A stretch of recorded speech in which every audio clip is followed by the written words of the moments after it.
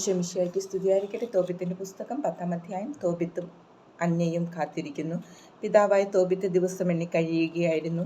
തിരിച്ചെത്തേണ്ട ദിവസം കഴിഞ്ഞിട്ടും അവരെ കാണാഞ്ഞതിനാൽ അവൻ പറഞ്ഞു, അവർ അവനെ താമസിപ്പിക്കുകയാണോ? അതോ ഗബായേൽ മരിച്ചു പോവുകയും പണം നൽകാൻ ആരുമില്ലെന്ന് വരികയും ചെയ്തിരിക്കുമോ?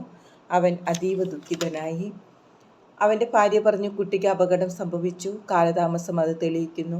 അവൾ വിലപിച്ചുകൊണ്ട് പറഞ്ഞു, കുഞ്ഞെ, എൻ്റെ കണ്ണുകളുടെ വെളിച്ചമായി നിന്നെ പോകാൻ അനുവദിച്ചത് കഷ്ടമായി പോയി. തോബിത്ത് അവളോട് പറഞ്ഞു, വിഷമിക്കാതിരിക്കൂ, അവനൊന്നും സംഭവിച്ചിട്ടില്ല. അവൾ പറഞ്ഞു, മിണ്ടാതിരിക്കൂ, എന്നെ കബളിപ്പിക്കാൻ നോക്കണ്ട. എൻ്റെ കുഞ്ഞിന് നാശം സംഭവിച്ചത് തന്നെ. എല്ലാ ദിവസവും അവർ പോയ വഴിയിലേക്ക് ചെല്ലും. പകൽ ഒന്നും ഭക്ഷിക്കുകയില്ല. രാത്രി മുഴുവൻ മകൻ തോബിയാസിനെ ഓർത്ത് വിലപിക്കും. തോബിയാസിൻ്റെ മടക്കയാത്ര. വിവാഹവിരുന്നിൻ്റെ 14-ാം ദിവസവും ഈ സ്ഥിതി തുടർന്നു. ഇത്രയും ദിവസങ്ങൾ അവിടെ തന്നോടൊന്നിച്ച് താമസിക്കണമെന്ന് റഘുവേൽ നിർബന്ധിച്ചിരുന്നു. തോബിയാസ് റഘുവേലിനോട് പറഞ്ഞു, എന്നെ തിരിച്ചയക്കുക, എൻ്റെ മാതാപിതാക്കന്മാർക്ക് എന്നെ കാണാമെന്നുള്ള ആശ പോലും അറ്റിരിക്കണം. എന്നാൽ റഘുവേൽ പറഞ്ഞു, നീ എന്നോട് കൂടെ താമസിക്കൂ. ഞാൻ ദൂതന്മാരെ അയച്ച് നിൻ്റെ പിതാവിനെ വിവരം അറിയിക്കാം. അതുപോരാ, എന്നെ തിരിച്ചയക്കണം.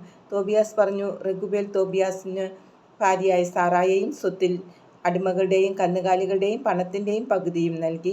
അവരെ അനുഗ്രഹിച്ചു യാത്രയാക്കിക്കൊണ്ട് അവൻ പറഞ്ഞു, മക്കളെ, എൻ്റെ മരണത്തിന് മുമ്പ് തന്നെ സ്വർഗസ്ഥനായ ദൈവം നിങ്ങൾക്ക് ഐശ്വര്യമേകും. അവൻ പുത്രിയോട് പറഞ്ഞു, നിന്റെ ഭർത്താവിൻ്റെ മാതാപിതാക്കന്മാരെ ബഹുമാനിക്കുക. അവരാണ് ഇനിമേൽ നിനക്ക് മാതാപിതാക്കൾ. നിന്നെപ്പറ്റി നല്ലത് മാത്രം കേൾക്കാൻ എനിക്കിടവരട്ടെ. അവൻ അവളെ ചുംബിച്ചു. എദ്ന തോബിയാസിനോട് പറഞ്ഞു, സഹോദര, സ്വർഗസ്ഥനായ കർത്താവ് നിന്നെ സുരക്ഷിതനായി തിരിച്ചെത്തിക്കുകയും നിനക്ക് എൻ്റെ മകൾ സാറായിൽ ജനിക്കുന്ന കുട്ടികളെ കണ്ട കർത്താവിൻ്റെ സന്നിധിയിൽ ആനന്ദിക്കാൻ എനിക്കിടവരികയും ചെയ്യട്ടെ. ഇതാ, ഞാൻ എൻ്റെ പുത്രിയെ നിന്നെ ഭരമേൽപ്പിക്കുന്നു, അവളെ ദുഃഖിപ്പിക്കരുത്.